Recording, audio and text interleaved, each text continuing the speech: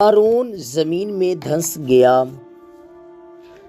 قارون نے اپنے مال کے گھمنڈ میں اس مخلصانہ نصیحت کو ٹھکرا دیا جو حضرت موسیٰ علیہ السلام نے کی تھی، اور خوب بن سنور کر تکبر اور غرور سے اتراتا ہوا قوم کے سامنے آیا اور حضرت موسیٰ علیہ السلام کی بدگوئی اور ایذا رسانی کرنے لگا۔ اس کا نتیجہ کیا ہوا، اس کو قرآن کی زبان میں سنتے ہیں۔ خدا کی اس قہرانہ گرفت پر خوف الہی سے تھراتے رہیے۔ اللہ اکبر۔ اللہ پاک نے قرآن پاک میں ارشاد فرمایا، ترجمہ: تو ہم نے اس کو اور اس کے گھر کو زمین میں دھنسا دیا، تو اس کے پاس کوئی جماعت نہ تھی کہ اللہ کے عذاب سے بچانے میں اس کی مدد کرتی، اور وہ کوئی بدلہ نہ لے سکا۔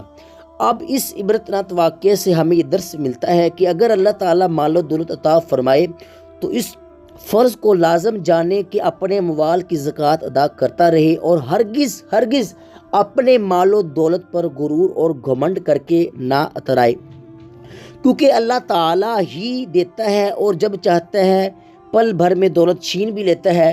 ہر وقت اس کا دھیان رکھتے ہوئے تواضع اور انکساری کی عادت رکھیے، اور ہرگز کبھی انبیاء، اولیاء و صالحین کی ایذا رسانی و بدگوئی نہ کرے کہ ان مقبولانِ بارگاہ الہی کی دعا اور بددعا سے وہ ہو جایا کرتا ہے جس کا لوگ تصور اور خیال بھی نہیں کر سکتے۔